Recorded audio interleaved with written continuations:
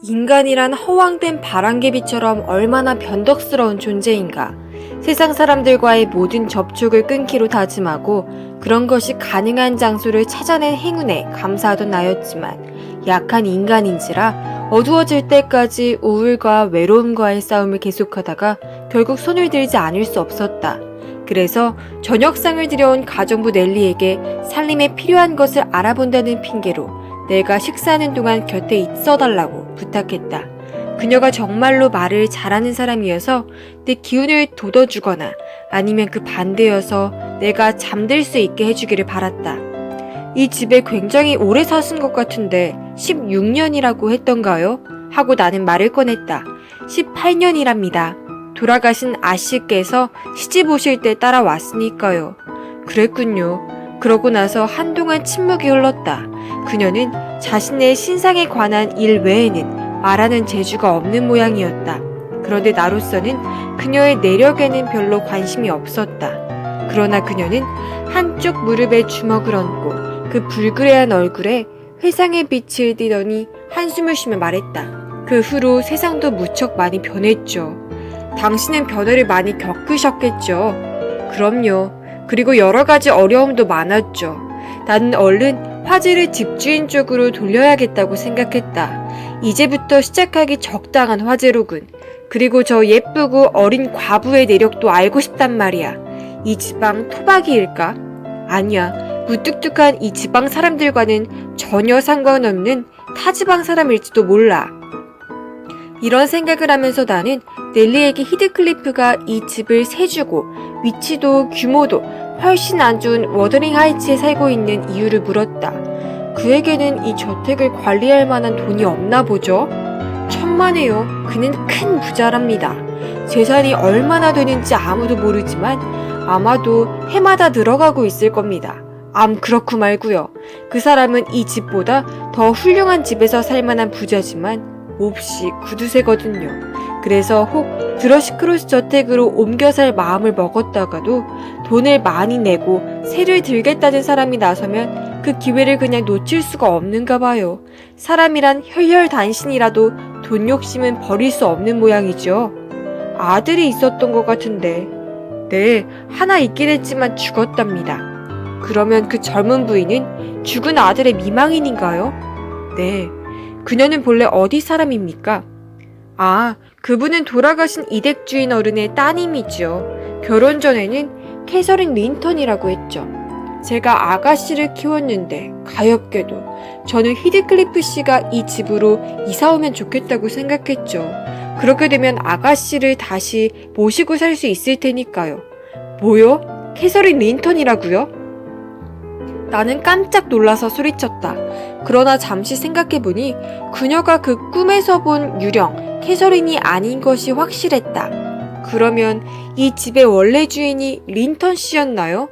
그렇답니다. 그런데 헤어턴 언쇼는 또 누구요? 히드클리프 씨와 같이 살고 있는 사람 말이요. 두 사람은 친척인가요?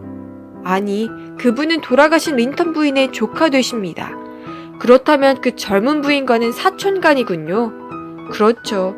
그녀는 자기 남편과도 사촌간이었답니다. 헤어턴은 외사촌, 남편은 고종사촌이었죠. 히드클리프 씨가 린턴 씨의 누이 동생과 결혼했거든요. 워더링 하이트 저택 현관문에 원쇼라고 새겨져 있던 것 같은데 오래된 집안인가요? 굉장히 오래된 집안이죠. 헤어턴은 그 집안의 마지막 자손이고 우리 캐시 아가씨는 우리 집, 즉 린턴 집안의 마지막 자손입니다. 워더링 하이츠에 가셨었나요? 죄송합니다만 아가씨는 잘 지내고 계시던가요? 그 젊은 부인 말이요. 매우 건강하고 아름다워 보였소. 하지만 결코 행복한 것 같진 않더군요. 가엾어라. 그럴 겁니다. 그 댁 주인은 어떻게 보셨어요? 매우 거친 사람이더군. 거칠기로는 톱날 같고 단단하기론 차돌 같은 사람이죠. 그 사람하고는 가까이 하지 않은 것이 나을 겁니다. 그렇게 사나워지기까지는 인생의 풍상 꽤나 겪었을 것 같은데 그 사람에 대해서는 아십니까? 남의 둥지를 가로치는 뻐꾸기의 삶과 같죠. 그 사람이 어디서 태어나는지, 부모는 누군지, 어떻게 돈을 벌게 되었는지는 알 수 없지만 그 이외에는 모두 다 알고 있답니다. 그런데 헤어던 도련님은 불쌍하게도 아직 털도 돋지 않은 3세 새끼처럼 쫓겨났죠. 온 동네에서 바로 당사자인 그 가엾은 도련님만 자기가 속은 줄 모르고 있답니다. 그러면 넬리, 좋은 일 하는 셈 치고 그 집안 사람들에 대한 얘기나 들려주시오. 이제 잠자리에 든다 해도 잠이 올 것 같지 않으니 여기 앉아서 1시간쯤 이야기나 해주셨으면 고맙겠소. 네, 그러지요. 바느질 감을 가지고 와서 들려드리지요. 그런데 감기에 걸리신 모양이죠. 오한이 나는 것 같은데 죽이라도 한 그릇 드시고 감기를 몰아내야겠군요. 그 충실한 가정부는 서둘러 방을 나갔다. 나는 난로불 가까이에 웅크리고 앉아 있었다. 머리는 뜨거운데 머리를 제외한 온몸은 아직도 차가웠다. 게다가 뇌신경은 흥분이 되어 거의 바보가 된 것 같았다. 그 때문에 기분이 나쁘다기보다는 어제부터 오늘 사이에 일어난 사건이 내 몸에 심각한 영향을 끼치지는 않을지 다소 두려웠고 사실 아직은 불안스러운 상태였다. 잠시 후 넬리는 무럭무럭 김이 나는 죽그릇과 반지꼬리를 들고 들어왔다. 죽그릇을 난로 위에 얹어놓고 의자를 당겨 앉는 폼이 내가 제법 사교적이라서 매우 반가운 것 같았다. 이 집으로 와서 살기 전에는 내가 서두르지 않아도 그녀는 이야기를 시작했다. 저는 계속 워더링 하이츠에 있었답니다. 저의 어머니가 헤어던 도련님의 아버지인 힌들리 언쇼 서방님의 유모였기 때문에 항상 그 댁 아이들과 놀았죠. 저는 잔심부름도 하고 건초 만드는 일도 거들고 밭에 나가 돌아다니다가 어떤 일이든 시키는 대로 하곤 했답니다. 어느 화창한 여름날 아침, 곡식을 걷어들이기 시작할 때였다고 생각됩니다만 언쇼 어른께서 길 떠날 준비를 끝내고 아래층으로 내려오셨지요. 조지프에게 그날 할 일을 이르시고는 도련님과 아가씨와 저, 그때 저는 두 분과 같이 죽을 먹고 있었죠. 를 돌아보시더니 도련님에게 말씀하셨습니다. 얘야, 아빠는 오늘 리버풀에 가는데 뭘 사다 줄까? 갖고 싶은 걸 말해봐. 하지만 조그만 물건이어야 해. 60마일 길을 들고 오려면 힘드니까. 도련님은 바이올린을 갖고 싶다고 했죠. 그 다음에는 캐시 아가씨에게 물으셨답니다.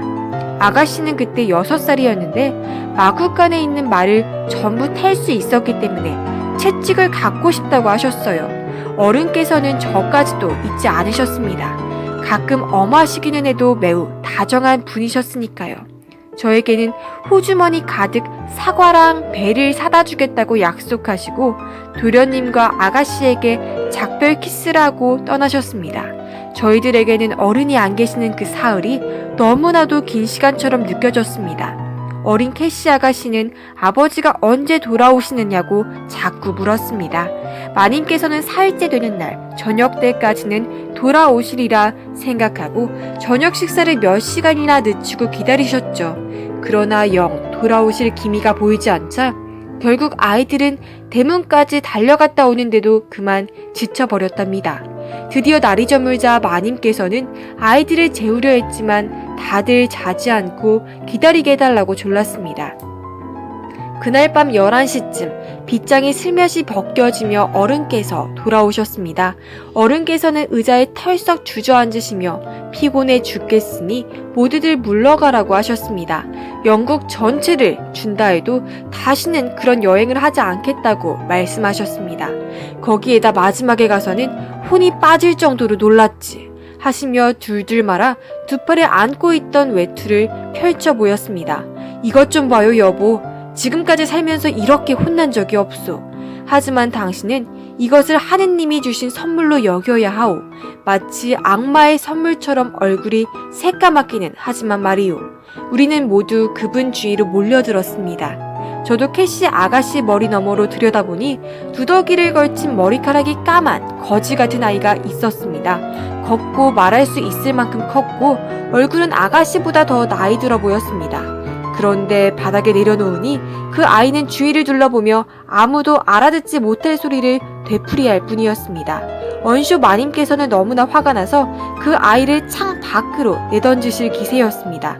돌보아야 할 자기 아이를 둘씩이나 두고 그런 떠돌이 아이를 데려올 생각을 어떻게 했느냐고 펄쩍 뛰시더군요.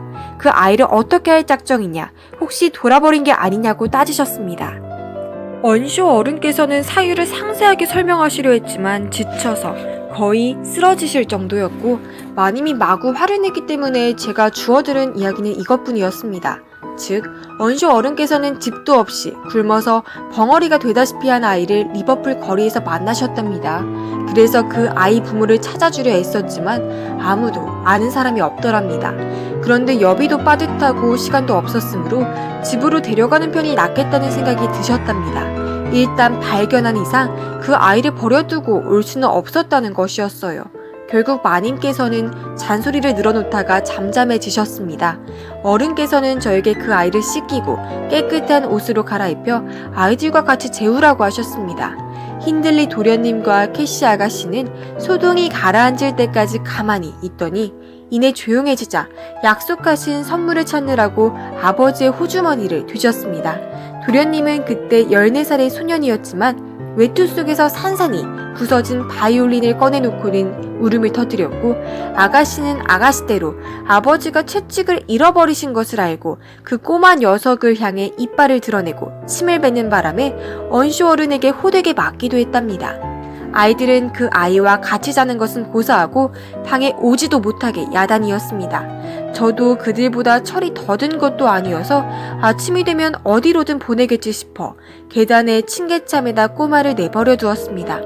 우연인지 아니면 목소리를 듣고 그랬는지 그 아이가 언쇼 어른의 방으로 걸어갔던 모양입니다. 어른께서 나오다가 그 아이를 보시고는 어떻게 해서 그 아이가 그곳에 있는지에 대한 조사가 벌어졌습니다. 할 수 없이 저는 사실대로 고백했습니다. 그리고 비겁하고 인정머리 없는 짓을 한 벌로 저는 그 댁에서 쫓겨났답니다. 히드클리프는 이렇게 해서 그 댁에 들어오게 되었던 겁니다. 며칠 후 돌아와 보니 저는 아주 쫓겨났다고는 생각지 않았으니까요. 그 아이는 히드클리프라는 이름으로 불리고 있었습니다. 그것은 어려서 죽은 도련님 이름이었는데 그 후 내내 그 아이의 이름으로도 성으로도 쓰이게 되었습니다. 캐시 아가씨는 어느새 그 아이와 매우 친해졌지만 힌들리 도련님은 무척 싫어했습니다. 솔직히 말하자면 저도 싫었습니다. 그래서 우리는 그 아이를 괴롭히고 사뭇 박대했습니다. 저는 그러한 행동이 결코 오래갈 수 없다는 것을 깨달을 만한 분별력이 없는 데다 마님께서도 그 아이를 괴롭히는 것을 보고도 결코 그 아이 편을 들어주시지 않았기 때문입니다. 히드클리프는 무뚝뚝하고 참을성 있는 아이 같았습니다. 아마 학대를 받다 보니 무감각해졌던가 봅니다. 그래서 힌들리 도련님이 때려도 눈 하나 까딱하지 않았고 눈물 한 방울 흘리지 않았으며 제가 꼬집어도 마치 자기가 잘못해서 그런 일을 당하니 아무도 탓할 수 없다는 듯 숨을 들이쉬며 눈만 크게 뜰 뿐이었습니다. 언쇼 어른께서는 그 불쌍한 아이가 당신 아드님의 학대를 받고도 그렇게 참고 견디는 것을 보면 무척 화를 내셨습니다. 그분은 히드클리프를 이상하리만큼 귀여워하셔서 그의 말이라면 무조건 믿으셨고 사실 그는 말수가 적은 반면 거짓말은 별로 안 했습니다. 지나치게 장난이 심하고 말괄량이인 캐시 아가씨보다 그를 훨씬 더 사랑하셨습니다.